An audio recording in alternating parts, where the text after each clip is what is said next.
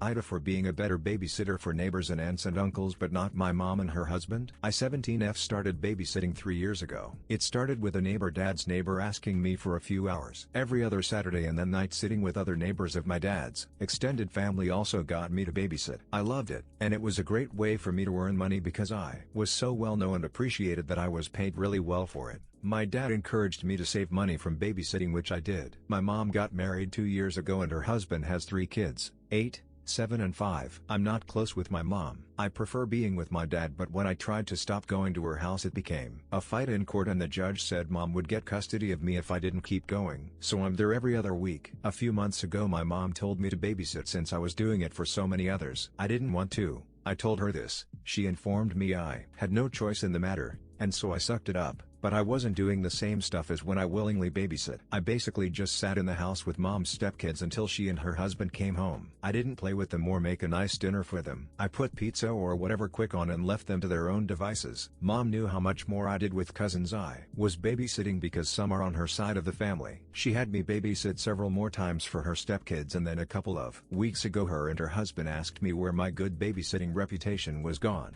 They told me I basically ignore the kids and do nothing while I babysit for them. I said yeah. I said they can force me to babysit but they can't force me to be a good one. My mom's husband said his kids' feelings were hurt that I wasn't more fun, that they expected more fun from me. I told him I never wanted to babysit his kids. Mom told me I willingly babysit for neighbors and have a great time with their kids. I said again, choice. Mom talked to a couple of her siblings and found just how much better I am babysitting for my cousins than her stepkids, and she showed up at dad's house to complain to me. She told me I should be ashamed and I said I'm not, and that I won't babysit for her once I'm 18 and she no longer has a say over me or my life at all. Apparently they will still make me babysit until then. Mom said I should grow up and be better, that I should be good to the only siblings I will ever have. AITA for bringing an uninvited guest to a destination wedding. I 26F was invited to a wedding within my state but far enough that to attend I'd have to sleep over at a hotel for at least 2 nights if I arrived the night before, as it was planned to be a pretty much all-day affair. I was very flattered to be invited as I didn't think I was that close to the couple. It was a fairly small wedding, 60 guests including the bridal party. Obviously, as it was very small and I was possibly a second round invitee, I didn't get A+1. Fine with me. I ultimately decided to go. When I went to book the hotel room for my stay I found they only had large rooms available, multiple beds or king beds etc, as it's a popular wedding destination and is a bit fancy. So,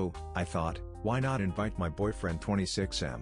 That way we could trade off on the long drive there and back and share the big room I would have to pay for anyways. The idea was that night we arrived we could get dinner together somewhere new and have a nice breakfast before heading back home. While I was at the wedding events he could just hang out in the hotel room or the pool or whatever. The wedding went great, but then after it wrapped up, the maid of honor, who I'm closer to than the bride, was chatting with me as I walked back to my room and I knocked on the door instead of digging through my bag for the keycard. When my boyfriend opened the door for me, the Mo just greeted him and walked off. I didn't think it was a big deal or anything. A few days later the Mo reached out and said it was awkward and uncomfortable for me to have invited him to the hotel and it made everyone feel bad and weird that he was there waiting for the wedding to end when they hadn't invited him. We were both a bit surprised. No one even knew he was there because it didn't come up at all during the wedding. It definitely wasn't a secret, and honestly, we wouldn't have thought it was a big deal if people did know. And he had only met the bride and groom like 6 times and had 0 issues with not being invited to such an intimate wedding. Also, if it matters, I was far from the only guest who didn't get A+1 and I never asked to be given A+1 for him.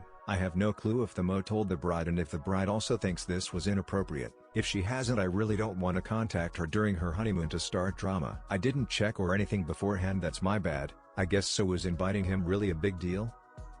AITA for calling out one day to take care of my wife and baby. I 22 male am a proud dad of little girl. She was born 5 days ago. I took some nights off to spend time with her and my wife, and to help out, which was already discussed between me and my boss. Yesterday my wife 23 was having a hard time getting around, along with some chest pain, shortness of breath and overall serious pain all over her body. I offered to stay home one more night since I was already staying up all night with my baby, to make sure my wife can get some rest after all of her hard work to birth my child. I called early in the morning to let them know I will not be in. Keep in mind this is the first time I have ever called in at this job. My boss then replies with, find someone to cover your shift because I have already been working 9 days straight. Now keep in mind she doesn't have to, she chooses to. So I asked around and all of my co-workers said the same thing along lines of, I am sorry to hear Can someone watch your baby so you can come in? I don't know if it's just me, but I don't want to hand off my 5-day-old baby to someone to watch her for the night so I can go to work. So I messaged my boss back saying no one is willing to take my shift. She responded back with, well, that's just fabulous. She is young enough, your wife will be fine, but I guess I will work tonight or find some to do so. So I am just wondering, am I truly the asshole here and just head off my baby for the night and not worry about my wife in the ER, or am I in the right to call out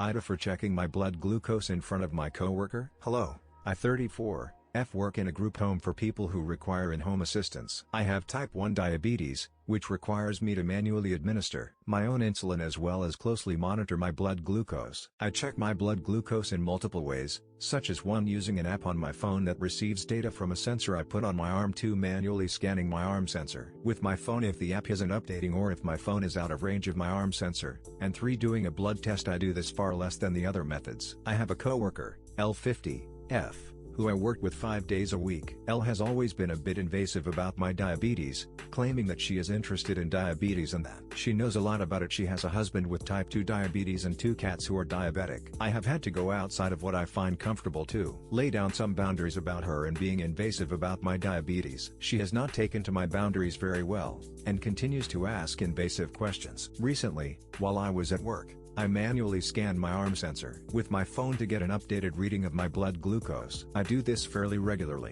Elle was near me as I did this, and asked me if I was okay, as she always does when she sees me scan my sensor. I told Elle that yes, I am okay and that she does not need to worry about me or ask me if I am okay. Whenever she sees me scan my sensor, that I will let her know if my blood glucose is low or if I am feeling unwell. Elle said that she only asks because she's a very caring person, and that she's concerned about me.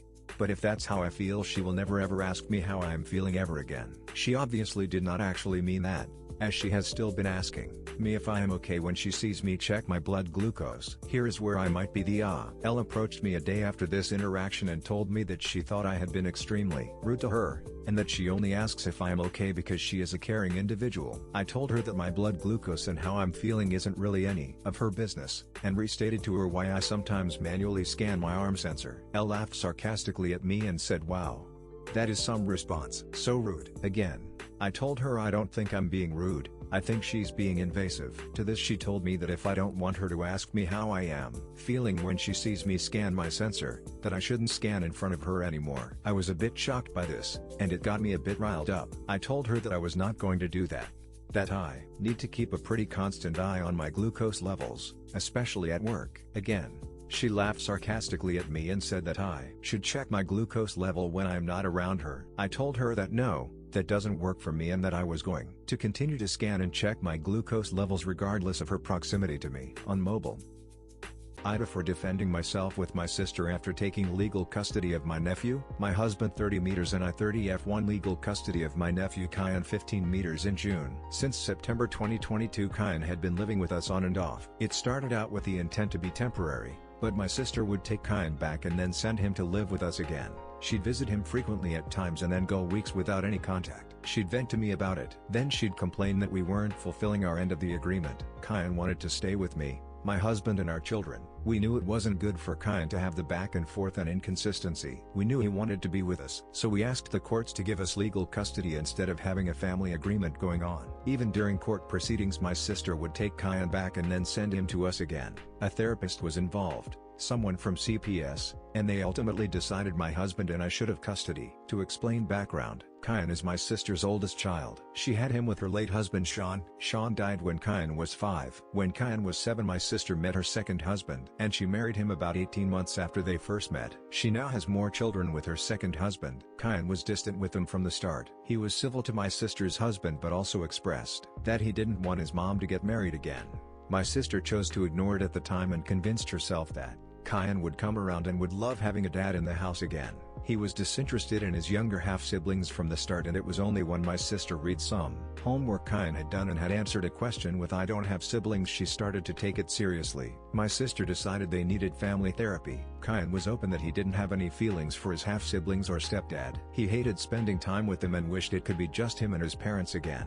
They had some homework to do. Kyan's honesty during the homework, that he would never treasure memories with his half-siblings, was when my sister first asked us to take him in.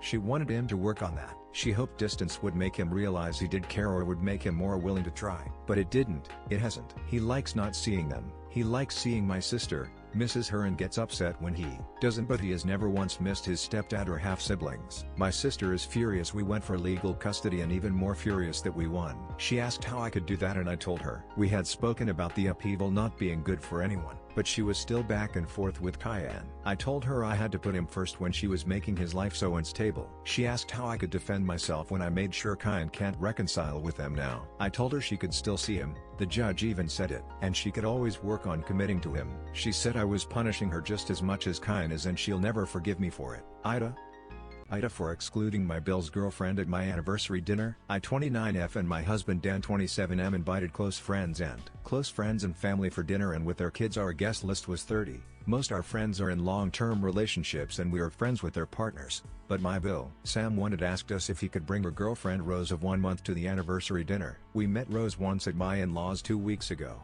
and I don't know her well. But I didn't want Bill to feel excluded at the event as we had invited others so we said yes. Before dinner, we played a quiz where the questions were on us as a couple, some inside jokes and about friends who were there. My mom made me a video of some recordings from our wedding, and she had contacted other people from our wedding and they had recorded themselves wishing us a happy anniversary. Sam and Rose left earlier than everyone but we didn't think this was unusual as Sam mentioned he was working the next day and he was going to leave earlier. Sam sent my husband a text to say Rose felt excluded at the dinner and it was really awkward for her so they left earlier. He said we could have included her a bit more and the quiz and wedding video was awkward for her and she didn't understand the quiz jokes and she didn't come to the wedding. He thought we could have accommodated her a bit more especially as we knew in advance that she was coming and that it was cruel. AITA for expecting to still be reimbursed after my sister backed out of a vacation due to her dog's death. My 35M family was supposed to go on a beach vacation with my sister's 28F family and our parents 2 weeks ago. I organized the trip and ran the rental decision by my sister. This trip was supposed to be our treat to our parents too and they were not expected to pay. The expected cost of the rental was 10 grand. So $5K each. I do make significantly more money than my sister. My sister has a dog. It is described by her as her world. It predates even her husband in her life. It was 8 years old and she had it since college and got it when it was a puppy. It had a health issue about 6 weeks ago and my sister spent $12K to try and save the dog. A little over a week before the vacation the dog passed. My sister was devastated and is still a wreck. She pulled out of the trip citing the dog's death. My family and my parents still went on the trip. When my sister pulled out it was too late to downsize to a cheaper house. For me, simply put, the trip was awesome. Post-trip, about a week ago, in talking with my sister I told her, still expected her to pay the $5K for her share of the rental. It wasn't my fault she pulled out. And frankly I didn't think she needed to cancel the whole trip over the dog. She flipped out on me saying I was heartless and to make this request while she was grieving was mean. I tried to calmly explain that I wasn't about to eat the full cost of the house on my own. She says she shouldn't have to pay because she didn't go. She also said I could afford it. She was getting emotional and claimed I hated her dog. Which is true. I didn't care for the damn thing.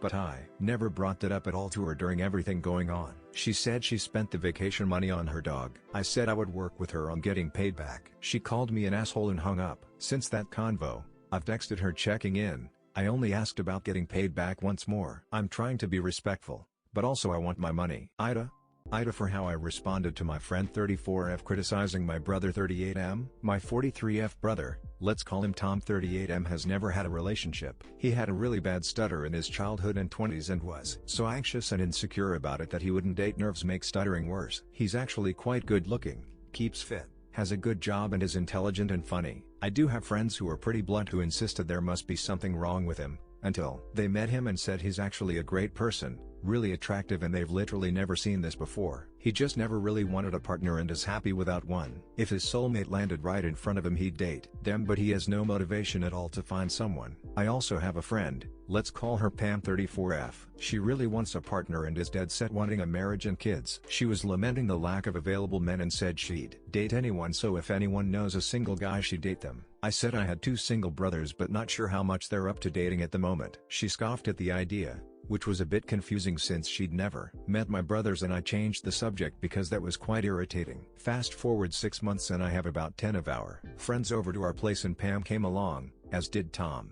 By this time I'd completely forgotten the earlier conversation. Tom stayed a couple of hours and then left, and the Pam, in front of the whole table, starts rolling her eyes and saying things like, "I know why you invited Tom here. You're just desperate to set me up with him, so you figured you'd just spring it on me here hoping I'll date your desperate brother. I see you. I get what you're doing." Considering Tom has social anxiety and it was a big deal for him to come that day to a table where he didn't really know anyone, and just how mortified he'd be to hear that, I saw red. I told her, in front of everyone, that Tom is my brother. He will always have a place at my table. The only desperate one here is you, since you literally said 6 months ago that you'll date anyone. Tom ticks every single box you keep saying you want in a man, yet you're talking like he's beneath you. I would never set you up with him because you're not his type and he wouldn't like you. I've never even mentioned you to Tom because I'm that sure he'd reject you outright. So do not disrespect my brother in my own home. Pam left soon after. One of the people said she's actually interested in my other brother, and I said he won't be interested in her either once I tell him about her attitude to Tom. So AITA because I embarrassed Pam in front of our friends. ETA that I'm female. AITA for laughing at the name my sister chose for her baby. Updated and for context, I 28F attended a family dinner with my mom, dad and sister 26F yesterday. My sister is due to give birth soon and decided this dinner would be the perfect time to announce the name she chose for her first child. My sister has always been obsessed with aesthetics. Her whole house is beige and rather depressing if I'm honest. The whole nursery she built for baby is beige and gray and will not accept colorful gifts for the baby. I can tell her husband hates it, but he won't admit it. Now here is the issue. I am very prone to laughing at inappropriate times. I am autistic and find it hard to filter what I say and my emotions, which can lead to me reacting to things in ways that can offend people. I didn't think this would cause issues, until she revealed the name of her baby. So, we are all done with our dinner. We are looking at my sister as announces her baby will be named Brooklyn Willow Rose, insert surname, not including it for privacy, spelt exactly like that. And then I burst out laughing, and said, "You cannot be serious." I am now banned from all family dinners. Is the name really that bad? Was I really a massive asshole? Update: after writing this post I decided to call my sister and apologize. As when I wrote down what happened, I did realize what a dick move that was. I said I was sorry for laughing and I apologized for using my mental disability as an excuse and offered to treat her to lunch as an apology. Understandably she was reluctant to forgive me, but she did, which I am thankful for. She said she was hurt by my actions, which I understood, but was willing to look past it. I knew posting this story on here would give me the slap in the face that I needed, which I appreciated. If anyone's wondering, the name is staying. I didn't comment at all on it. AITA for making a dessert with my 2-year-old for a potluck. We had a potluck at work last week. I made this delicious brownie cookie concoction with a caramel sauce. When I made it, my 2-year-old was by my side and helping as much as he could. When I put the dish out at the potluck, I added a sign that my son helped make it. I thought that was the right thing to do in case people had an issue with it. A co-worker who has made it known does not like kids. She has complained to HR about my kid being around at the end of the day for 15-30 minutes. This co-worker approached me and said that it wasn't fair that I made a dish that she wouldn't eat. I told her I just made the dish. I'm not concerned with who did and didn't eat it. She said that making a dish that wasn't made in a safe way and bringing it is not okay. I felt like providing the sign was enough to allow people to make their own decisions. She called me an asshole and I felt like she was blowing this way out of proportion. But AITA for not giving my ex anything from sale of the apartment. Backstory: I 36M bought my apartment 15 years ago, in 2009, as it was my obsession to have my own home. That means I went to work after trade school and put away half of my monthly salary in a savings account. It was only possible by still living with my parents and their support. The fact that they let me live at home rent-free for those 2 years and commuting to work every day, which was a 1-hour train ride to the capital city. I managed to collect enough for a $20 down payment for a home loan. It was a 2-bedroom apartment in the city that needed to be renovated in an old Soviet-style building. I live in Estonia. In 2009, prices were low, as the economic collapse was not long ago. In the last 15 years, I and my girlfriend, now ex-wife, renovated the whole apartment room by room over the years. The apartment building itself got renovated and looks great. Also, a new business park was built near the apartment in our district, and all of it raised the prices of apartments so much that when I sold it I got 5,5x more for it than the purchase price. We also got married. The story: last summer my ex suddenly had all the red flags. She started to carry her phone everywhere like it was a baby. She locked the screen every time I entered a room. She was distant, and the list goes on. I confronted her and at first, she claimed that he is just a friend who understands me. The classics, but of course, it led straight to divorce, as I was suddenly controlling and jealous. After the whole drama ended, I decided to move back to my childhood town, As with the help of COVID-19 a few years ago, home office was suddenly a thing and I never worked in the office anyway anymore. So there was no need to live in the city, and for a price of an apartment in the city I got a house in the small town that has everything I need. When she found out that I was selling the apartment, she sent me her account number and told me to pay the $50 I get to that account. I told her no. She assumed she would get it because we were married. Later she demanded it because she helped me renovate it and did most cooking, etc. I admit, that is true. She is very good at changing wallpapers and painting. She also cooks damn well. But I bought all the materials for renovating, I bought all the furniture. Told her that she could consider all her efforts as rent, but she got really mad. I have lived now in my new house for a week and she still annoys me. Even some of our mutual friends agree with her that I am being an ass for not giving her some money for that apartment. I achieved my dream of loan-free life. I am considering blocking everyone who keeps annoying me about it. I heard from a mutual friend that she even wanted to sue me, but the lawyer she talked to recommended to not. As in the situation where she has no bills to even prove she ever contributed anything, she would waste money and lose. AITA for not giving my ex anything. To be clear, I got the place before we married, we had no kids. AITA for not giving up my spot in the bathroom line for small children. The other day, I 33F went to a farmer's market at a local park. I have a very weak bladder, so as soon as I felt like I might have to go, I went to the bathroom, which had an extremely long line. By the time I made it so I'd be up next, I really had to go. It was an emergency. Out of the corner of my eye I see a mom and her two small children, probably ranging from 2-4, squeezing past everyone to get to the front of the line. As she comes up to me, a stall opens and it's my turn. She tries to get my attention to skip me, but I ignore her and go do my business, barely making it. When I come out and wash my hands, she comes out the next stall and gives me dirty looks and makes a show of having her kids thank the ladies who let her skip the line, causing other people to give me dirty looks. My brother took my side, but one of my friends said that I could have used the empty men's restroom if it was that bad of an emergency for me. AITA for not going to sleep when my boyfriend wants me to. Me F23 and my boyfriend M25 have lived together for 4 years. He has work early in the morning, which means he goes to bed between 8 p.m. and 8:30 p.m. He's had this schedule for the 4 years we've lived together, and until recently I've went to bed with him at that time every night even if I didn't want to. Since I don't have work until later in the day, I stay up late till like 12 a.m. or 1 a.m. But him wanting me to lay down with him when he has to go to bed means I just have to sit on my phone in bed for hours until I'm tired enough to fall asleep. I can't really do anything else in the room because he wakes up easy. Sometimes if was in the middle of doing something and it was time for him to go to bed, he would ask me to hurry up or stop doing it. I would just go with him, but it started getting upsetting when I would have my sister come to visit for a few weeks or try to make plans with friends and he would still ask me to go lay down with him. A year ago we got into an argument about it because I was getting frustrated that my days have to end so early even though there's still stuff I want to do. He says he falls asleep easier if I'm in bed with him. After the argument he wouldn't really ask me to go to bed with him as much, but would just do like a sad sigh if I said I was gonna stay up and do stuff. Now recently he's been forcing himself to stay up if I say I'm going to stay up, which just makes me feel guilty, and then I just end up going to bed with him. He already only gets like 6 hours of sleep on work nights because of his work schedule, so I feel bad. We also recently moved into a new house that has the bathroom connected and facing the bedroom with no door, so if the light is on in there it lights up the room. I've been brushing my teeth and doing my skincare in the dark since we moved in so I don't wake him. A few weeks ago I needed the light on so I could tweeze my eyebrows really quickly because I had an event the next day and had forgotten to earlier in the day. He woke up like 20 seconds later and walked in and said seriously really frustrated. I got upset because of his reaction and that I can't do things I want to in my own home. We got into an argument and he said he wasn't even that mad until he realized that I was mad about it. He said it was ridiculous that I was mad about him reacting that way. We ended up putting curtains to resolve it. I feel bad that his schedule is so hard and he probably just wants to spend time with me, but it's getting annoying laying in bed for 4 hours before actually sleeping and not being able to do anything past 8 p.m. I've tried to just go to sleep earlier, but it ends up making me a lot more tired during my workday if I wake up really early. I'm trying to understand how he feels, but it's getting frustrating. So AITA for not going to bed with him? Edit while laying down with him for a little before bed is a good idea. We have a dog with a back injury that can't be alone, so I would have to carry him up and down the stairs twice, and I prefer not to do that more than I have to because risks of falling with him in my arms.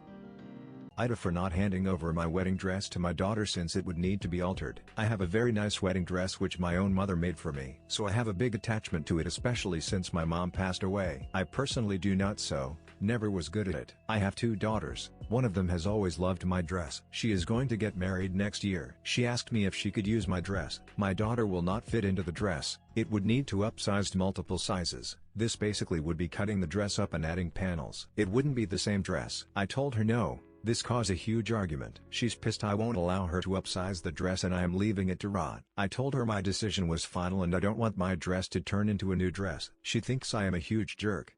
AITA for not letting my in-laws to kiss our child on the lips even when my fiancé is okay with it. I 23F and my fiancé 27M have recently had this huge argument about whether letting his parents kiss our future child or not on the lips. I am completely against it because I always found that weird just seeing it happen to their other grandchildren. But my fiancé is saying that his parents giving our child a kiss on the lips is non-negotiable. I told him they can kiss the child's head or cheek to show affection but not the lips because it makes me uncomfortable. He says I lacked love and affection from my parents because they never did that to me as a child. But his parents did that to him and his siblings growing up, so he was given more affection as a child than I. He said if I disagreed then he would just let his parents do it without my consent, especially if I'm not present. Hearing him say that has caused me to fear having a child with him a little now because he'd go behind my back and do it anyways.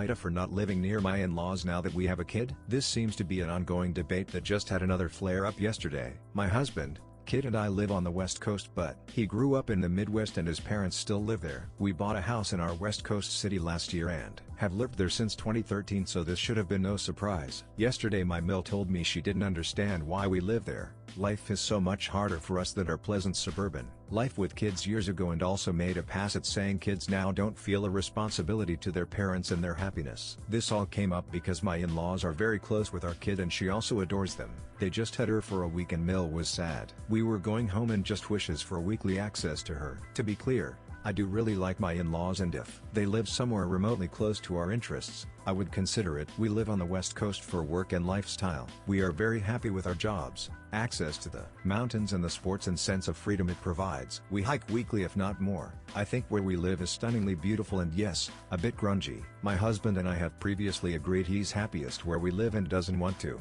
move back just to be near them because we both don't want to live where they live. But I can't help but wonder, AITA for not fulfilling some familial responsibility to them? Are we just being spoiled millennials?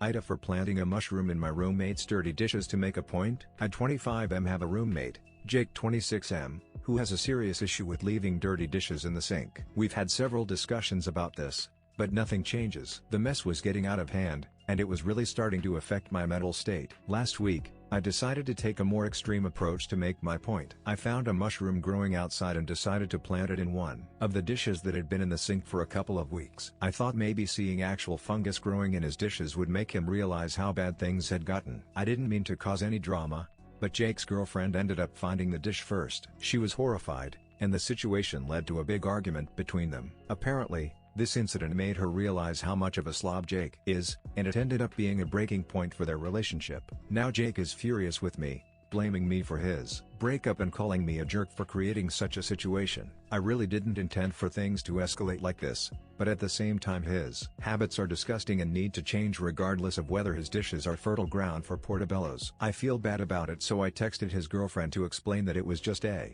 joke but she's had it with him and seems to be done whether it was real or not. I'm worried this is going to ruin my friendship with Jake, but at the same time don't really feel it's all on me. Our friends seem to be siding with him so far. Asshole or not? AITA for potentially ruining my sister's wedding due to my involvement with her maid of honor? Hey everyone, I 25F need some perspective on a situation involving my older sister Reagan 29F. Reagan recently got engaged and is absolutely over the moon.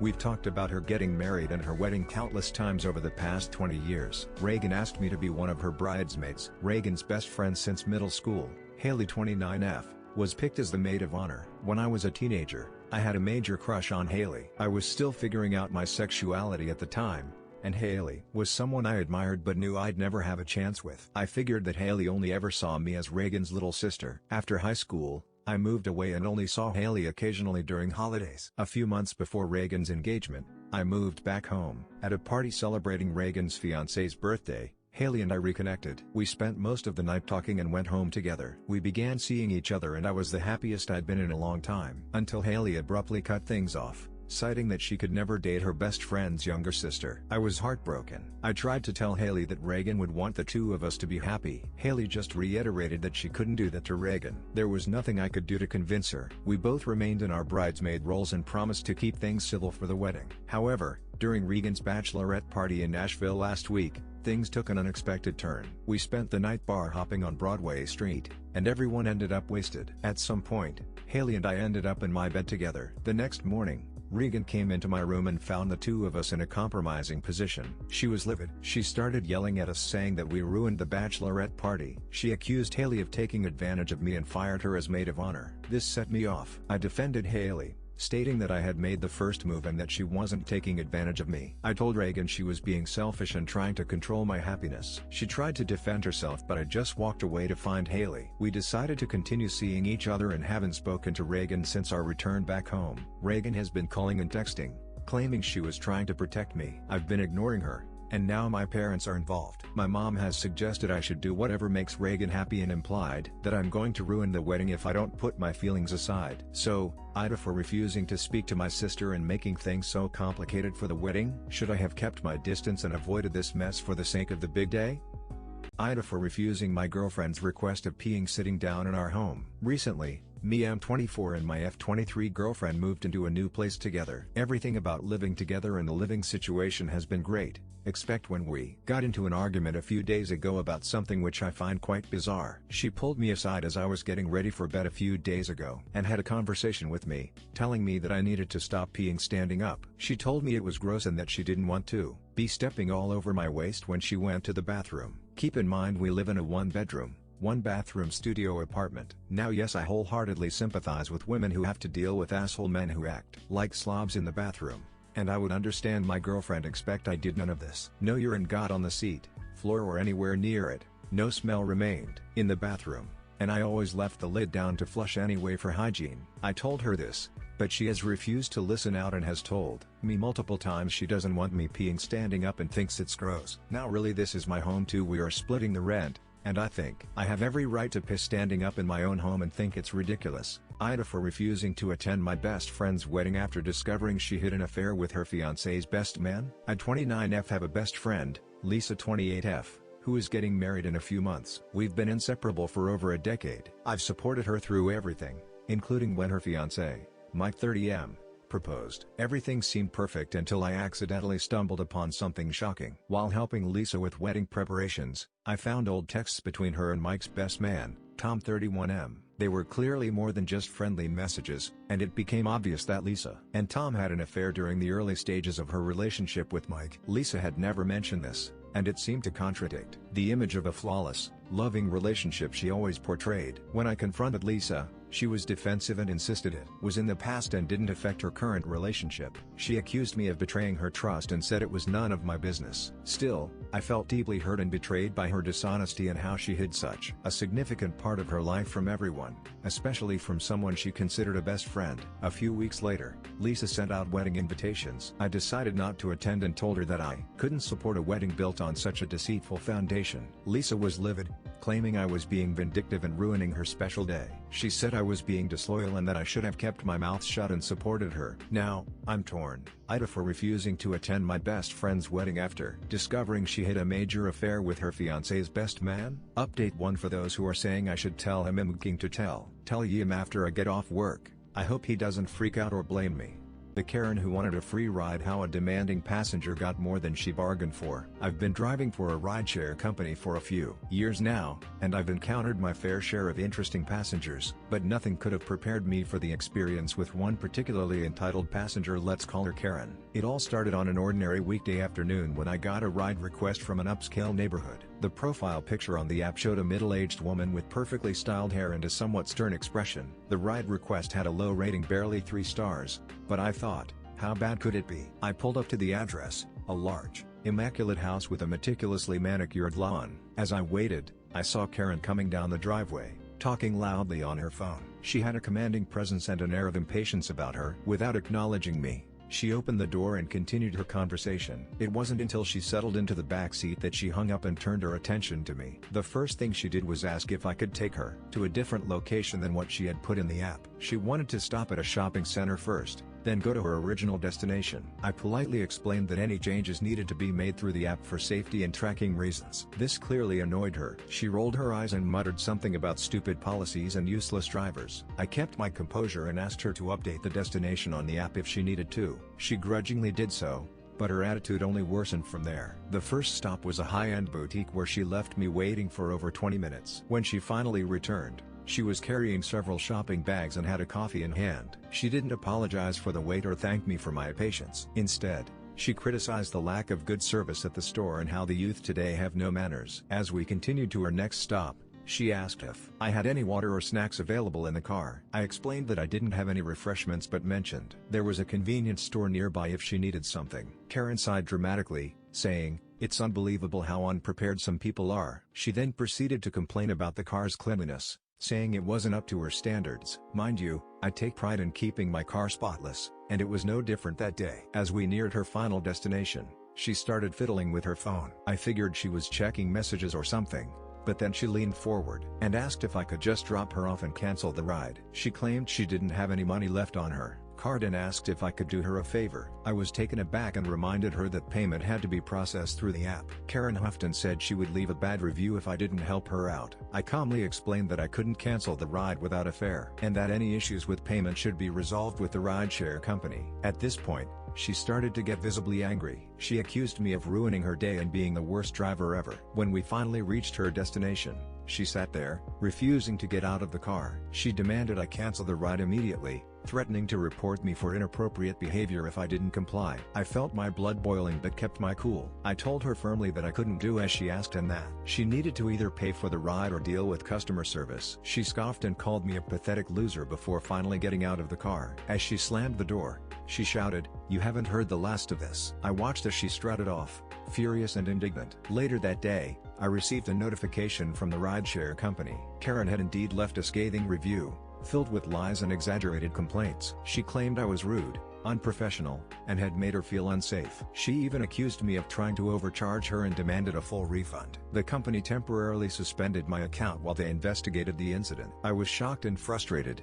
knowing her accusations were baseless. I contacted customer support, explaining the situation and providing details of the ride. Thankfully, the app's GPS tracking and my car's dash cam footage were on my side. The footage showed Karen's aggressive behavior and her refusal to pay. It was a relief when the company reinstated my account and removed her negative review. However, the experience left me unsettled. Karen had tried to manipulate the system and nearly got away with it. I thought that would be the end of it, but things took an unexpected turn. A few days later, I received a call from a local news station. They were doing a segment on rideshare nightmares and wanted to feature my story. At first, I was hesitant, but then I realized it could be a chance to warn others about people like Karen. I agreed to an interview, under the condition of anonymity. The interview went well, and the segment aired, highlighting the challenges rideshare drivers face with difficult passengers. To my surprise, the story went viral, gaining traction on social media. People started sharing their own horror stories of entitled passengers and expressing support for drivers. Among the messages of support,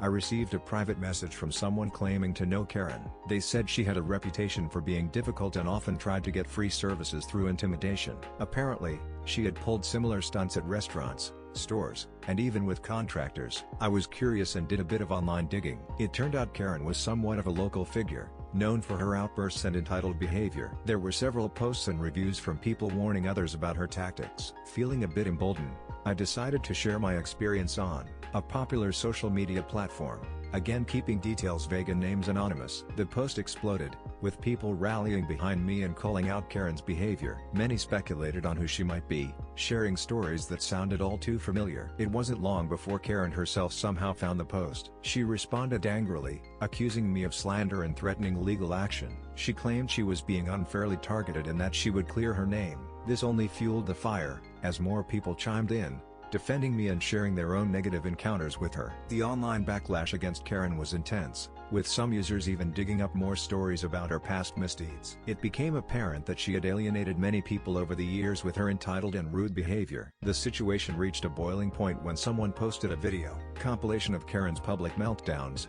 including the one captured on my dashcam. The video went viral, and soon enough, Karen's face became synonymous with entitled Karen memes. The pressure was mounting on her, and it seemed like she was running out of places to turn. Amid all this, I received another unexpected message, this time from a local attorney. They offered to represent me pro bono if Karen actually followed through on her threat to sue. The lawyer believed the case could set a precedent for protecting service workers from false accusations. At the same time, a well-known rideshare advocacy group reached out to feature my story on their platform. They wanted to use it as an example of the challenges drivers face and the importance of dash cams for protection. I agreed, hoping to turn this ordeal into something positive. As the days passed, the online fervor around Karen didn't die down. In fact, it intensified, with people posting memes, GIFs, and even mock petitions calling for her to be banned from various services. It seemed like her reputation had been irrevocably damaged. I couldn't help but feel a strange mix of satisfaction and discomfort. While I hadn't intended for things to escalate to this level,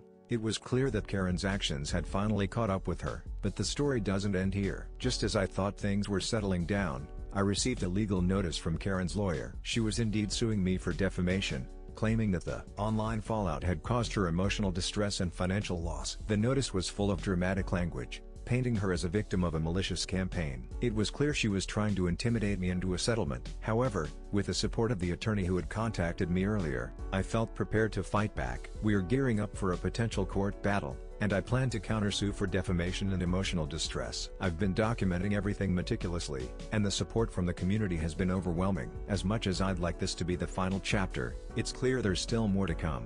The legal process can be slow and unpredictable, and I have no idea how things will ultimately unfold. But one thing's for sure, I'm not backing down. Karen wanted a free ride, and now she's paying the price not just in money, but in public humiliation and accountability. Stay tuned for what happens next, because this saga is far from over. I promise to keep everyone updated as things progress. For now, I'm focusing on staying strong and prepared for whatever comes my way. The Karen who wanted a free ride escalation and unexpected allies. I thought things had reached a peak with Karen's lawsuit, but it turns out, she had more tricks up her sleeve. Not long after receiving the legal notice, I started noticing strange posts on social media. Karen had apparently rallied a small group of her friends and acquaintances to her side. These people, whom I've never met, began posting on various platforms, attacking my character and defending Karen. They claimed that I was the one who provoked her, twisted the story, and manipulated the footage. They accused me of being a scammer who preyed on passengers for fame and sympathy. They even created a few fake profiles pretending to be other victims of my so-called malicious tactics. The posts were filled with lies and exaggerations, painting me as a villain. At first, I was taken aback and disheartened. It felt like an organized smear campaign aimed at discrediting me and shifting the narrative. Karen's posts were particularly vicious, full of personal attacks and derogatory remarks. She accused me of being mentally unstable, a habitual liar, and even hinted at criminal activity. Her posts quickly gained traction among her circle, creating an echo chamber of negativity. I found myself increasingly isolated online, with some people starting to believe the false accusations. Karen even went as far as contacting local news outlets, portraying herself as the victim of a vindictive rideshare driver. She claimed she was being unfairly targeted and that the viral campaign against her was causing her severe emotional distress. The news stations, eager for a sensational story, gave her platform to air her grievances. I watched in disbelief as she shed crocodile tears, talking about how her life was ruined by a reckless driver with a vendetta. To my horror, a few journalists began to question my side of the story. Despite the evidence I had presented, Karen had successfully cast doubt on the situation, muddying the waters with her version of events. She even managed to drag in some local businesses she had supported, who vouched for her character. They described her as a generous, misunderstood woman who was being unfairly attacked. This new narrative put me on the defensive, and I felt the tide starting to turn. The supportive messages I had been receiving started to dwindle, replaced by hateful comments and accusations. I became the subject of numerous memes and jokes, portraying me as a villainous figure. People began sending me nasty messages, accusing me of ruining Karen's life for clout. It was demoralizing and stressful, making me second-guess my decision to go public. The stress of the situation began to take a toll on my personal life. I found myself constantly checking my phone for updates, dreading new notifications. My sleep suffered, and I became increasingly anxious and paranoid. To make matters worse, Karen's supporters started showing up in real life. A couple of times, random people showed up outside my home, shouting insults and filming themselves. They accused me of being a liar and demanded that I come clean. It felt like I was living in a nightmare, trapped in a situation spiraling out of control. One particularly alarming incident involved a car following me while I was driving for the rideshare service. The driver kept tailing me, honking and flashing their lights. I had to pull over and call the police. But, by the time they arrived, the car had sped off. The police were sympathetic but couldn't do much without identifying the harassers. They advised me to stay vigilant and consider taking a break from driving. I took their advice and decided to take a break from driving for a while, fearing for my safety. The legal battle was still looming, and I needed to focus on preparing for it. My lawyer continued to reassure me that we had a strong case, thanks to the dashcam footage and evidence of Karen's history of entitled behavior. Still, the constant harassment and smear campaign were wearing me down. It felt like an uphill battle against an ever-growing tide of lies and aggression. One day, things took another unexpected turn when I received an anonymous tip via email. The message was cryptic but suggested that Karen had a history of pulling similar stunts. According to the sender, Karen had been involved in several small claims cases where she tried to extort money by fabricating stories. The email included links to court documents and testimonies from past incidents. As I read through the documents, my anger and frustration began to give way to a sense of determination. Karen had a pattern of manipulating situations to her advantage, and this was just another instance. The new information gave me a renewed sense of purpose. I handed everything over to my lawyer, who was thrilled to have additional evidence for our case. We plan to use this to strengthen our defense and possibly countersue for defamation and emotional distress. But the harassment continued, with Karen's followers refusing to back down. They escalated their efforts, creating fake accounts to flood my social media with negative comments. Some even went as far as attempting to hack into my accounts, though thankfully, they were unsuccessful. Despite these setbacks, I remained determined to see this through to the end. I knew that Karen's smear campaign was built on lies and that the truth would eventually come to light. For now, I'm staying cautious and taking legal steps to protect myself. I'm also working closely with my lawyer to ensure that every aspect of this case is meticulously documented. It's a stressful and exhausting ordeal, but I'm committed to standing up against Karen's manipulative tactics. This story is far from over, and there will undoubtedly be more twists and turns. I will continue to fight for justice and expose the truth about Karen's actions. Stay tuned for further updates as the situation develops. As challenging as this has been, I know that standing up for myself is the right thing to do. Karen may have an army of supporters, but the truth is on my side, and I intend to see this through to the end. Final update: the Karen who wanted a free ride the end of the road. The past few months have been an emotional roller coaster, and I'm relieved to say that the ordeal with Karen has finally reached a definitive end. The legal process was grueling and emotionally draining, but the final outcome was worth every moment of stress and anxiety. After the court case where Karen's lies were exposed, she faced not just legal consequences but also severe social backlash. The judge's ruling was a clear victory for truth and justice. Karen was not only required to pay for damages, legal fees, and a substantial amount for defamation and emotional distress, but she was also mandated to publicly apologize. The public apology was particularly satisfying. Karen had to retract all her defamatory statements and admit to her manipulative actions in a public forum. She chose to do it through a televised statement and across all her social media platforms. Watching her struggle to maintain composure as she admitted to her deceit was surreal. For someone who had been so brazen and arrogant, the humility was obviously forced and uncomfortable. In her apology, Karen tried to paint herself as a victim of poor judgment and emotional instability, attempting to garner sympathy. However, it was too little, too late. The damage was done, and people saw through her facade. Her apology did little to sway public opinion, which had already turned harshly against her. The fallout from her actions extended beyond the legal and social realms. Professionally, Karen faced severe repercussions. Her employer, who had initially been supportive or at least neutral, quickly distanced themselves from her after the court's decision. They issued a public statement condemning her actions and confirming that she was no longer employed there. This was a significant blow for Karen, as she had a high-paying position that she had flaunted as a status symbol. Her dismissal from her job led to a cascade of further consequences. Without her income, she faced financial difficulties, especially with the hefty fines and legal fees she now owed. Rumors circulated that she was struggling to keep up with her mortgage payments and other financial obligations. Some local news outlets picked up on these struggles, turning the story into a cautionary tale of arrogance and entitlement. Her social circle also crumbled. Friends who had been vocal in their support started to disappear. They unfollowed her on social media,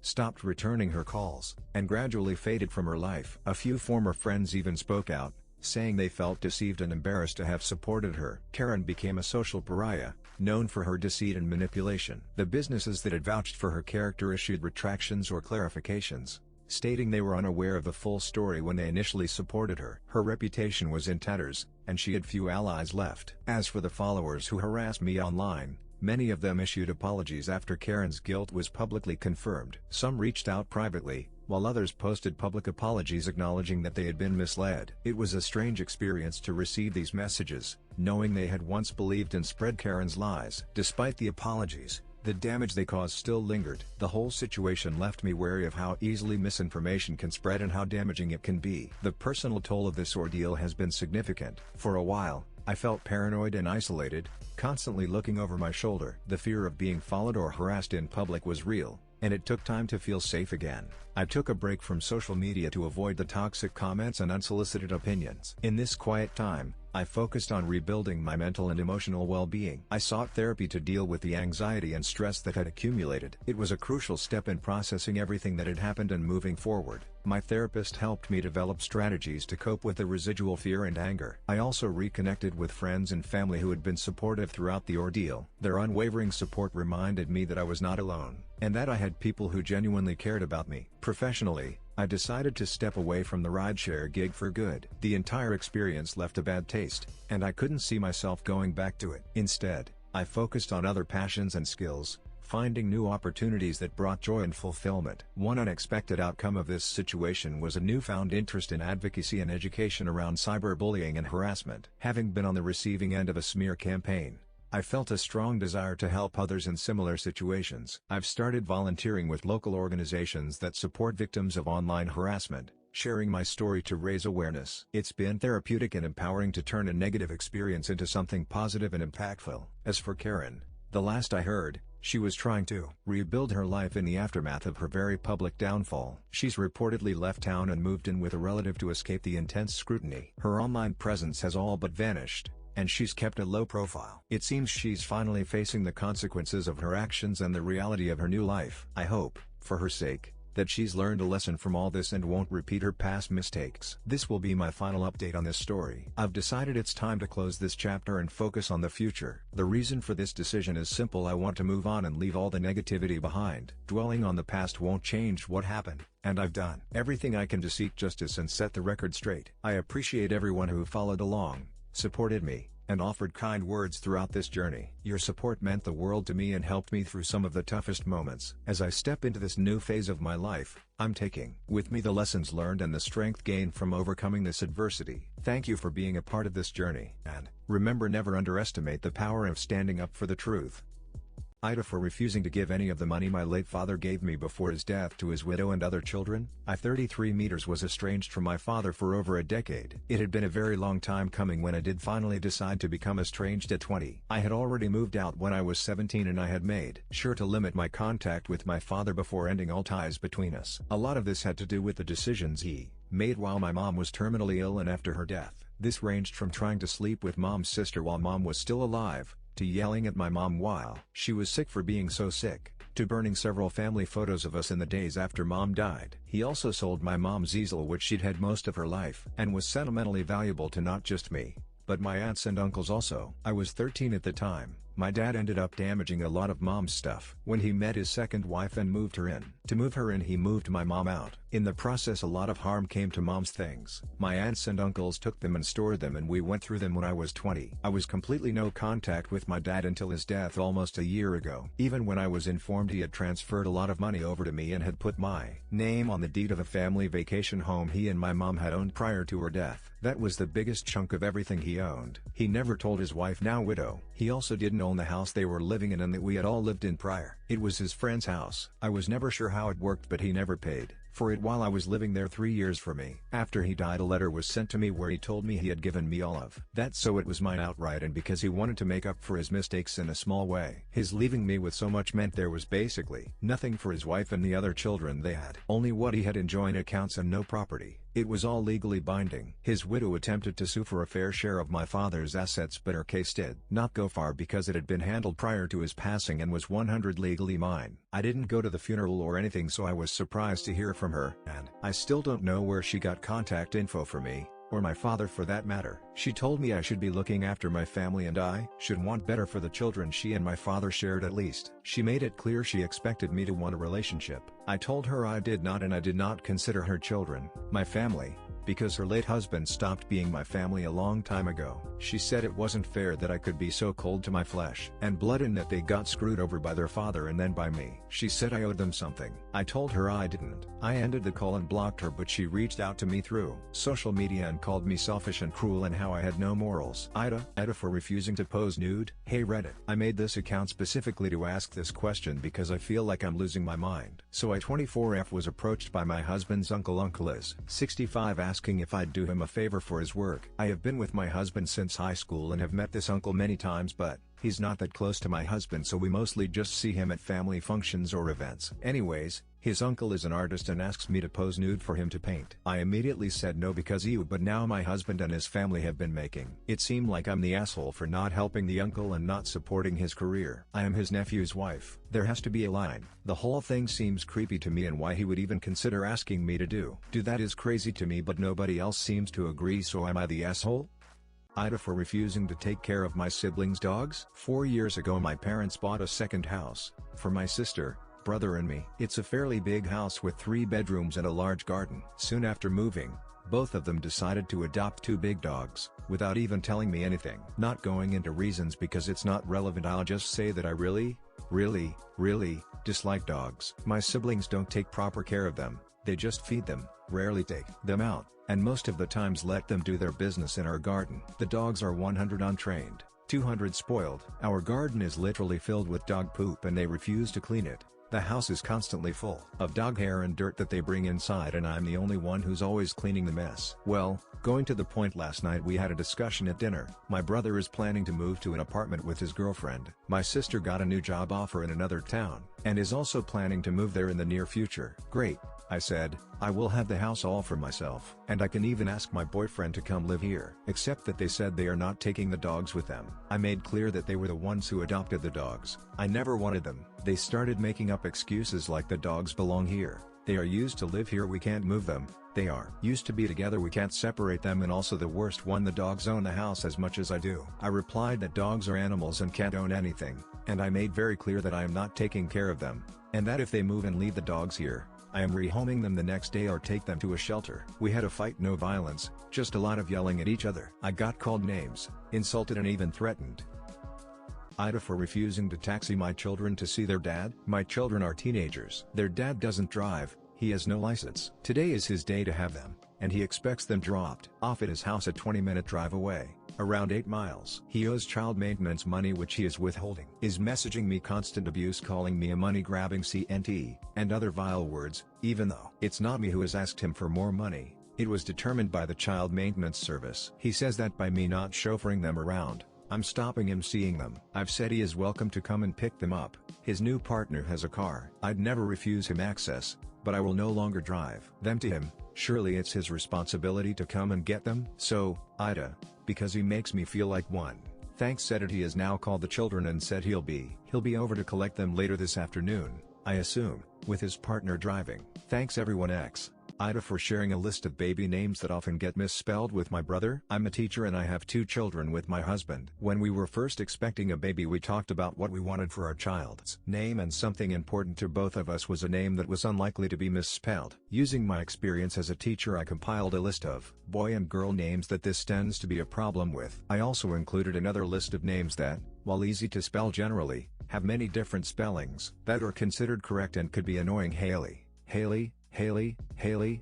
as a big example. The list is pretty long. Some of the names people would be like, no, that's not misspelled often, but I have heard of it happening enough that it made it onto the list. My brother and Sil are expecting a baby together. He wanted to avoid names that have a high risk of being misspelled, so he asked me if I would make a copy of the list to share with him. Of course I said yes, and I saw no possible from sharing the list. But Sil was not happy. She didn't like that I had any part of the decision. My brother told her it would be a good resource to have while they searched for names. She told him the list was way too long and it wasn't my place. They argued and eventually asked Sil's sister, who is an LD nurse, if she could confirm the names I wrote can be misspelled somewhat often. She confirmed the names, said nothing I had added was wrong. She clarified, like I had that it didn't guarantee it would happen but often does. Sil still didn't like it and she asked me if I had saved the list to interfere in other people's naming of their kids. I said no. I kept it because my husband and I didn't know if we would have more children together, but I wouldn't deny sharing with someone else because it's not a list of names that I'm telling people to use, and I told her I'm not even saying not to use them, just that in my experience as a teacher who speaks to kids, they get misspelled. Sil said it wasn't my place to share any list. AITA for spoiling my girlfriend's cousin's engagement? This happened back on July 4th, but people are still sore about it. My girlfriend's cousin, let's call her Miranda, invited us to her place for a barbecue. A few days prior, Miranda posted a picture on Instagram of her and her boyfriend, George. It was a photo of him on one knee proposing to her. The caption reads something like, "I said yes. Can't wait to marry my love." She has a lot of followers, and a lot of people liked it and commented with congratulations. My girlfriend and I both liked it and commented as well. A few days later was the barbecue. George and most of her family was already there. After we got settled, we both said congratulations to them both. Everything went silent. Miranda, George, and their parents looked horrified. Miranda's parents said, "You told them?" And she shook her head. Of course everyone around them was surprised and said things like, "You guys are getting married? Congratulations." My GF and I instantly knew that the rest of their family didn't know yet. It was so awkward, and Miranda and George seemed very uncomfortable. Later, Miranda's mom angrily took us aside and told us that it was supposed to be a surprise. George was planning on doing another proposal at the barbecue, this time for the family. We explained that they already announced their engagement online, and the mom told us that most of Miranda's family doesn't use social media. Apparently the first one was just for friends in the internet. Later, George ended up proposing again anyway, but it felt so awkward. It seemed like it was supposed to be a big moment. The fact that everyone already knew kind of ruined it. We felt so bad. No one really talked to us for the rest of the party. Miranda and George wouldn't even look at us. When we left, we talked about how we shouldn't have said anything. Then again, we thought that it would have been weird if we congratulated them online and not acknowledge it when we saw them in person. We've been talking about whether we should have said anything. My GF said no one from that side of the family has spoke to her since. AITA, or in this case, are we? Edited for spacing in paragraphs. AITA for telling a woman she can't bring her screaming child in my business. I manage a small coffee shop in a business downtown area. There is a woman who brings her child in for breakfast at least once a week who is maybe around 13. It's clear he has special needs. 1/3 of the time he's an angel, but the other 2/3 of the time he has a full tantrum in the middle of the store. I don't mean crying at the table, I mean a full-blown screaming, laying on the floor, kicking at his mom and siblings for sometimes a full 30 minutes before she can manage to calm him down. The last couple of times she has snipped at other customers she felt were staring, but truthfully it's impossible to ignore, and it's a small space. I want to be understanding, but there are regulars who immediately leave when they see them come in. I have been debating having a conversation with her, but I also just don't want to be insensitive, but I'm concerned eventually things will escalate to a dangerous situation for anyone. Wibta if I were to tell her he can't be in the store screaming on the floor weekly? AITA for telling a woman she shouldn't be a mother. So IF29 was out walking my dog last night close to where my grandma lives. So not an area I'm really a local in, but still in the same town. I turned onto a street and there was a little boy standing in the middle of the path in a t-shirt and nappy. He didn't have any shoes on. Looked a little grubby but wasn't crying or anything. He lit up when he spotted my dog and just kept pointing at her and saying doggy. She's small and friendly, so I let him pet her for a while before I went to continue with my walk. He began following me, giggling and trying to keep pace with my dog. I obviously didn't want to let him stray too far away from his house, but I had no idea where he lived. None of the houses had their doors open. No people in the gardens or windows. There wasn't even a house with toys in the front to indicate children. I crouched down and asked him which house was his, but he either wasn't old enough to understand or was simply more interested in the dog. I was debating what to do, start going door to door or phone the police, when a woman came tearing out of one of the houses halfway down the street, shouting the little boy's name. I stood up to tell her I'd found him at the end of the street when she turned on me, demanding to know who I thought I was, what kind of person I was trying to lead her child away. I was floored. I genuinely laughed, thinking she must be joking, but she grabbed him and told me to stay away from children that don't belong to me. I think I saw red because I remember telling her that if a child that young can get out of the house and down the street without her realizing it, she doesn't deserve to be a mother. He could have walked in front of a car or met someone who actually intended harm. She started swearing and shouting and I had to walk away because it was genuinely just wild. All I can think about now is, what if something happens to that kid, or what if the next person to try and help him is a guy that gets accused of something he wasn't intending to do? All because she can't keep an eye on her kid? I don't really agree with shaming women on their parenting skills, and I do feel a little bad for saying it, but I felt like it was the least she deserved at the time. Adding this in to clarify because someone is accusing me of leaving the kid alone. I got 2 steps with the dog and the kid following me before I realized I had no clue where the kid had come from, how far he was from home, and I didn't want to lead him further. I crouched down, asked where he lived. When he never answered, I was deciding to either knock on some doors or call the police when the mother appeared. I didn't leave him. I didn't walk away. The situation all happened within the space of about 2 minutes.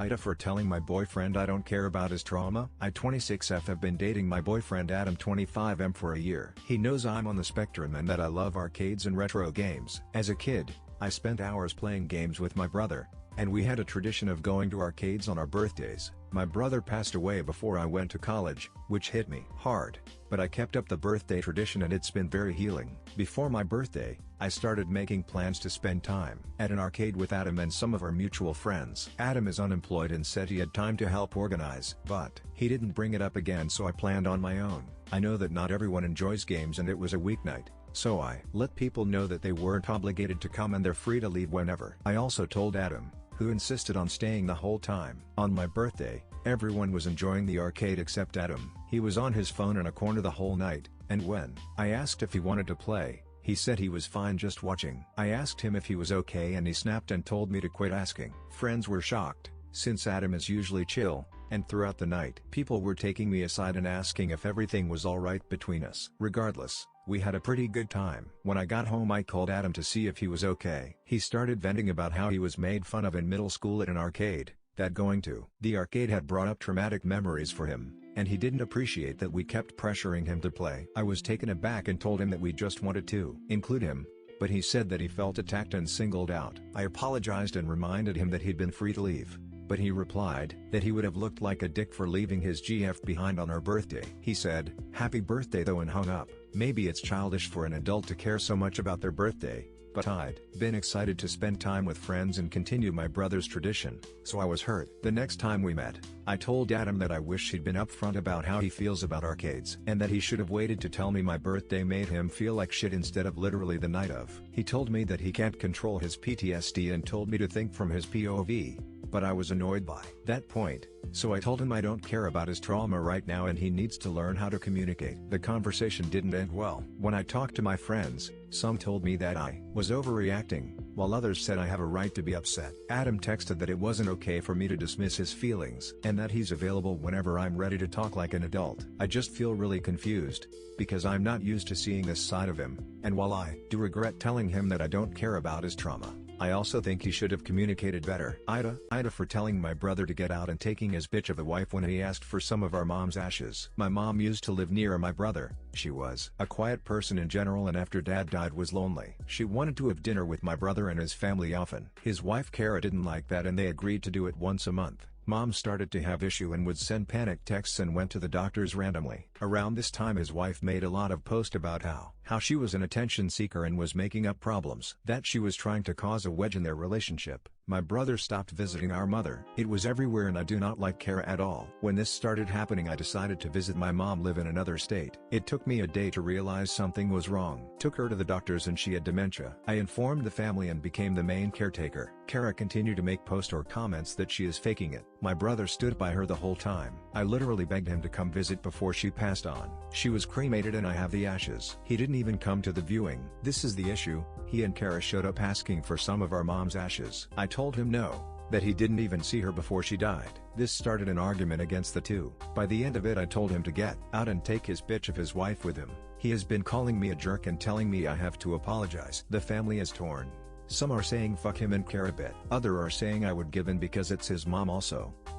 AITA for telling my husband his anniversary gift sucked. I will start by saying this is not the first time I've posted here, but it will probably be the last. Myself and my husband 27M have been going through problems recently, and I think I might have just been hit by a red flag I can ignore. So it was recently our wedding anniversary. My husband is big into Dungeons and Dragons, so I wanted to surprise him with a haul. I ordered the newest box kit, a dice set, and the kicker 4 painted figures for his campaign. The whole thing cost me about $600. I even checked with some of his friends, and they assured me that I wasn't being scammed. Custom figures really cost that much, but I saved up for 6 months, wrapped it all, and was excited to give it to him. On the day of the anniversary itself, we agreed to order in and eat together. I gave him his box, only to get an envelope in return. I was confused, and a little hesitant, but I opened it. In it was one of those name change service packs. For context, I had not changed my last name. I'm still in school, and I've heard horror stories about people getting their FAFSA rejected because the name doesn't match, as well as just the general stress of doing so. So I told him I would be waiting. So this was basically a slap. He ignored what I said about my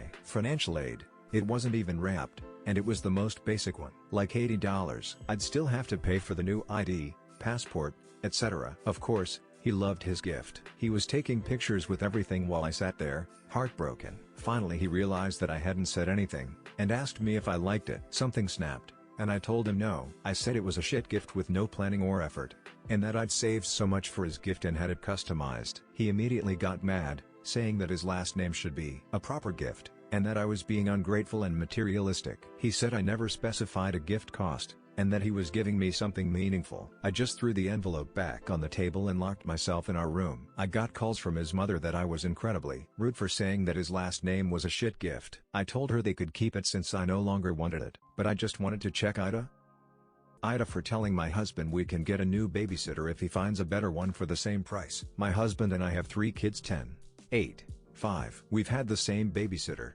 Amelia, 20, for almost 5 years. Amelia has filled a few different roles for us. She was our date night sitter, then during the pandemic she was our nanny, went back to date nights, and now she gets to our house at 7:15 every morning, gets the kids out the door, drops them off at school or camp, then twice a week she babysits at night so we can run errands or get some time to ourselves. Amelia's sweet spot was 2022, 2023. She had her car and license, had games and activities planned for everyone, was always on time and prepared, and was generally more available and focused. She's still good now but doesn't always come with crafts and activities, can be 5-10 minutes late, and more often than not orders DoorDash for herself to our house. It's all manageable and she still knows and loves our kids and she's very affordable. The final straw for my husband was when Amelia told us that she had recently been diagnosed with autism and that she thinks our 8-year-old should get an assessment, as they are exactly alike. I never would have known Amelia is autistic, but I'm definitely willing to get an assessment. My husband saw it as rude and thinks she shouldn't have brought it up unless we asked. He thinks it's time to get a new sitter, so I told him we can get a new sitter if he can find someone just as good as Amelia for the same rate as her. He says we can afford better than Amelia, so we can spend more and get someone that will be focused on their work like Amelia used to be before she started college and got another job. I know we can afford more, but I still want to stick with Amelia. AITA for telling my husband the only way we can replace Amelia is if we find someone as good as her for the same price.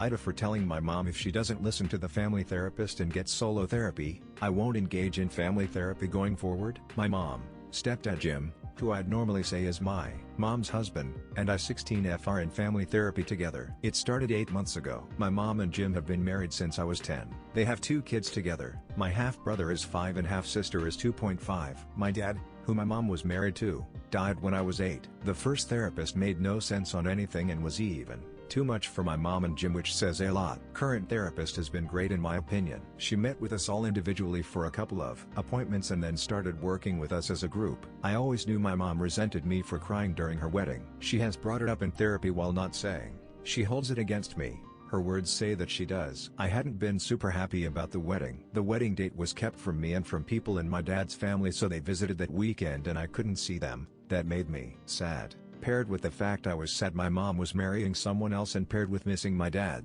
I cried a lot throughout that day. My face was a mess in the photos because of it. She mentioned all those details very exactly, so clearly it was something she has thought about a lot. Jim thought we'd have a father-daughter relationship. He doesn't like that I don't want it. It drives him crazy that we can get along fine, but I never want to go beyond that. He considers it more insulting that I don't hate him but still won't accept him as a parent or come to him like I would a parent. I have mentioned how I don't want Jim to fill the role of dad in my life or primary father figure, and if I want a more fatherly figure for something, I prefer going to my paternal relatives who make me feel like an extra connection to my dad. I also confirmed that I don't want to have a relationship with Jim where he'll walk me down the aisle someday, and I don't plan on joining him for father-daughter dances like he's invited me to before. I also confirmed my mom and Jim's suspicion that I don't feel close to my half-siblings. My mom brought up the wedding as well as my relationship with my half-siblings a lot during sessions, and mom fights back against the therapist when she tries to address it. She has said things like I should feel guilty for hurting her on her wedding day and causing so much trouble in the family we now have. The therapist suggested mom and Jim should seek solo therapy. They refused. Mom was deeply offended and argued with both the therapist and me outside of therapy about it. The therapist has asked her why she's so hesitant to utilize solo therapy. Mom has really dug in her heels. A week ago I told mom if she doesn't listen to the therapist and go to solo therapy, I won't engage in family therapy more because we're getting nowhere. She told me I did not get to decide and I did not get to tell her, the parent, what to do, and she said therapy was my fault to begin with. AITA for telling my mom she isn't invited to my brother's wedding because she was extremely rude to his fiancée. I'll get right to it. My 24F brother, Connor 27M, and his fiancée Christine 27F are getting married in early 2025. They got engaged a few months ago and have recently sent out wedding invitations. My mom is upset because she wasn't invited. Background info: we met Christine after she and Connor had been dating for around 8 months. That was a few years ago. Basically, my mom just didn't like her. After we met her, she'd constantly complain and criticize Christine. This would range from her looks to her job. Christine is a waitress and she isn't good enough for my son. I honestly don't get any of it. Christine and I became friends, and she's such a sweet person who wouldn't hurt a fly. Whenever Christine and Connor came over for dinner or an event, she wouldn't say anything to Christine, but she'd try to get Connor to always spend time with her instead of Christine. She always tried to one-up Christine as well. If she called Connor and he mentioned that Christine made dinner, her dinner was always better. If Christine had a gift for Connor, my mother always tried to say how her gift was better. Thankfully, my brother is not stupid and has realized this. To avoid starting family drama, he didn't condemn her loudly in front of everyone, but would always defend Christine if he heard her talking shit. He made it clear that if she kept badly about Christine all the time, he would go extremely low contact. That made her stop for a while, but since they announced their engagement, she's back to it again. Maybe she forgot. I do think it's because Connor is her son, and I know some mothers can be very clingy with their sons. I have a boyfriend, and I've never heard her say a bad word about him, so I do really think it's because Connor is her son and I am her daughter. I was at my mom's house yesterday, and my mom complained that she wasn't invited. She said Christine was stealing Connor from her. I told her Connor getting married didn't necessarily mean Christine was stealing him. Then I asked her what exactly she didn't like about Christine. It all really led back to the same thing: she's stealing my son. I told her that while she can't control how she feels, she can control her actions, and that talking about Christine like that was the reason she wasn't invited. I tried to say it gently, but she did not take it well. She tried to make excuses and say that it was fine and that it's just her venting to her family and friends, and that I was being inconsiderate of her feelings. I know how she feels about it, but I think those feelings aren't really an excuse for talking shit behind someone's back like that, and going out of your way to make it clear you dislike them. I know damn well I'm not the only person in the family who would agree with me. I told Connor about it, and he said I was right and that she needed a reality check, but it's been weighing on my mind. I can't stop thinking about it. What do you guys think? AITA for telling my wife no to getting rid of our dog. When we got married about 6 years ago, we decided we both wanted a dog. I'd always talked about it and my wife really wanted one, even though she knew she was allergic. Not to the point where she couldn't breathe, but just like itchy nose type allergies. We got a lab puppy that was the cutest thing. Turns out, she's the best dog too. My wife loved the dog and it was like her baby for the first few years. Then we had kids. We love our kids so much, but the dog definitely did not get as much attention after the kids came into our lives. The past few years she's grown distant from the dog and complains about it shedding. It would be easier to not have a dog, and now claims she's no longer a dog person, and states for her health she wants to get rid of the dog. Am I the asshole for saying no? AITA for telling my wife to drop an issue that our daughter is having at school. My wife 36F and I 35M have 2 kids 10F 8M. We live in a school district that has already started school, and our kids have been in classes for about 2-3 weeks now. Our daughter has been having an issue with her lunch being stolen a few times a week. The school offers breakfast and lunch, but it isn't free. We always put money in accounts for the kids in case they want to eat school lunch instead of what we pack for them, so our daughter doesn't go hungry even if her lunch is taken. She also doesn't have any dietary restrictions. My wife works night shift as a nurse, so I am the one getting the kids up and ready for school in the morning, including packing lunches. And yes, I put their names on everything. My daughter has told me every time that her lunch was taken. The first few times I asked her to just eat school lunch, but she doesn't always like what they offer. So, I started making 2 lunches for her and told her to hide one in her backpack instead of bringing it into the classroom where the other lunches are. I've also talked with her teacher about it and she said she would be more vigilant about the lunches, but that hasn't stopped them from being stolen. My daughter is not the only one having this issue. My wife is up in arms about it and wants to bring it up to the principal, superintendent, school board, etc. She thinks that whoever is stealing from our daughter is a thief and has some kind of grudge against our daughter. I, however, have a different view on it. The way I see it, whoever is taking lunches probably needs that food more than my daughter does. If their family had means of providing packed lunches, I would assume they would do so. Same goes for putting money in an account for school lunch. My feeling is that whichever kid is stealing lunches is hungry, and I don't want to compound that by making this a bigger issue. The teacher is already aware and I don't feel we need to elevate this beyond that. Our family is not in dire straits financially, we do just fine, but I know that isn't the case for everyone. And if packing 2 lunches for my daughter means that a hungry kid gets a solid meal, I'm okay with it coming out of our pockets. My wife and I got into an argument about this because she wants to send an email to anyone and everyone at the school district that she feels needs to know about this. I told her that we should wait and see if the teacher can figure out who the kid is and we can handle this without bringing the whole school district down on this kid and their family. My wife wants to set up meetings with the teacher and principal,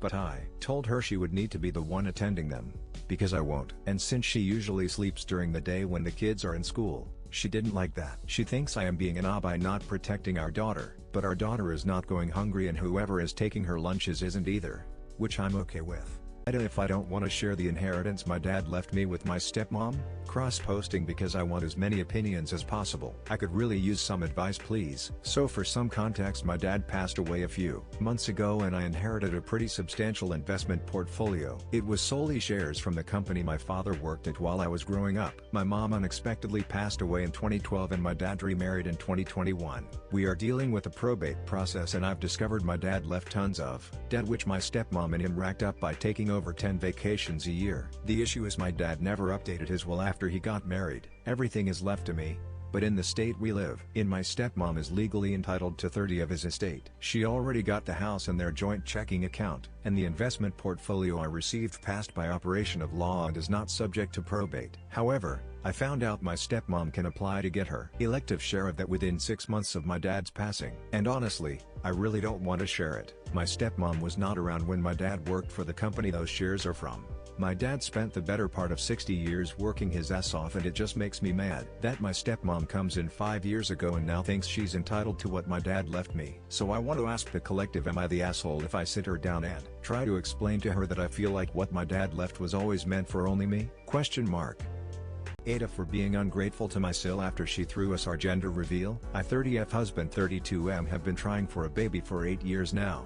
After 3 failed IVFs, 2 miscarriages and many doctor's appointments later, we are finally pregnant with a rainbow baby. We are so grateful yet cautiously optimistic. I have always been super close to my in-laws and have never had any issues with them. In fact, they have been like a second family to me. Especially my sil 35F. She has been there for us through this infertility journey more than anyone else we know. And, as you can imagine, has been wanting to celebrate this time with us. She begged us to do the gender reveal and we told her several times that we wanted to keep it intimate and just immediate family. We weren't ready to announce our news to anyone just yet. Because I suffer from anxiety and PTSD from our previous losses, our gender reveal day came and despite our clear requests for it to be just family, she invited some of her friends, and friends of the family and her husband's family. I was visibly upset and tried to hold it together until after the gender reveal to cry it out because I didn't want to cause a scene.